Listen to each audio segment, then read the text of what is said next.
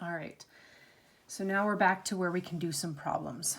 If you have a vector, what they want you to do often are come up with the components that got this vector, and especially the horizontal and vertical components, because what that will do for us, if I find these horizontal components, is that will create a right triangle for me. So this is my x and this is my y vector, and I can say that x plus y is equal to r. Okay, these are called my component vectors.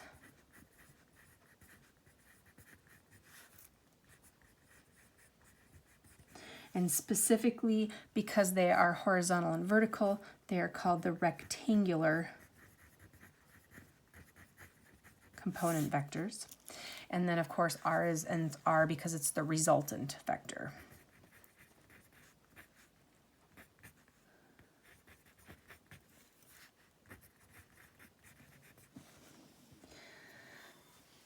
So this is what they're going to having you find is your rectangular components.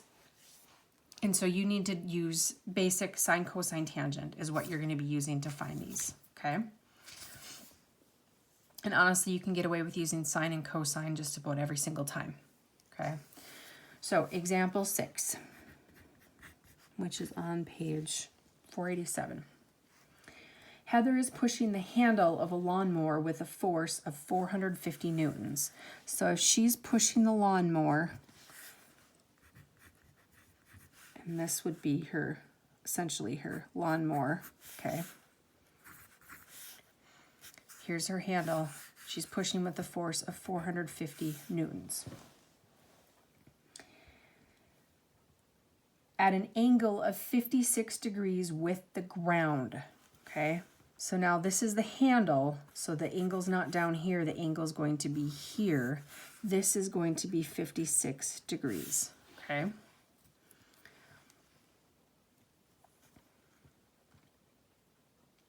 Draw a diagram that shows the resolution of the force that Heather exerts into its rectangular components. So again, the rectangular components are just making this into this right triangle. So this is going this way, so then this one has to go down here, and this one has to go this direction here, okay? This is my x, this is my y.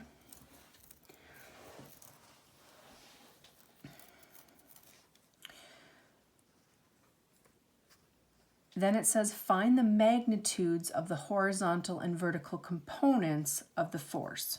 Okay, so what we're looking for is the magnitude of x.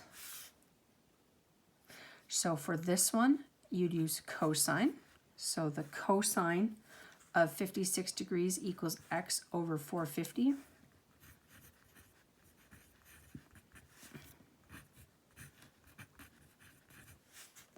And so then 450 times the cosine of 56 would equal x.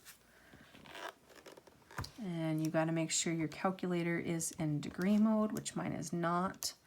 So 450 times the cosine of 56, so 251, and it does not say anywhere what to round to, so we're just going to round to 251.6. So my magnitude is 251.6 newtons. Okay, so that's the horizontal force. My vertical force is going to be sine. So to find this one, I would have the sine of 56 is equal to y over 450. So of course 450 times the sine of 56 equals y.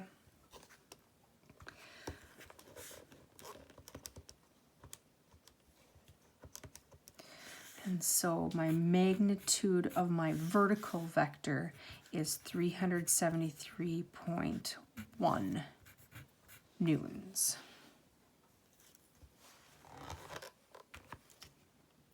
All right. So let's take a look at the guided practice for 6 as well.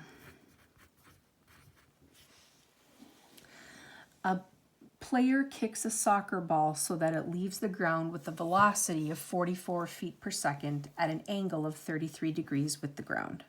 So person kicking the soccer ball at 44 feet per second. So that's the magnitude of this vector. And then this is 33 degrees.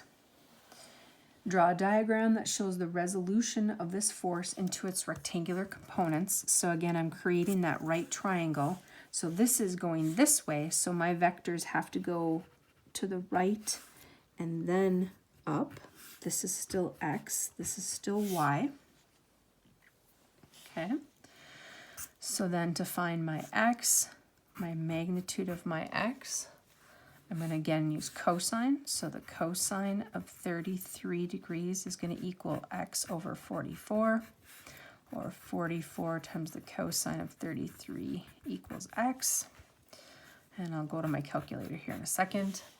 And then for my magnitude of y, I'd use sine.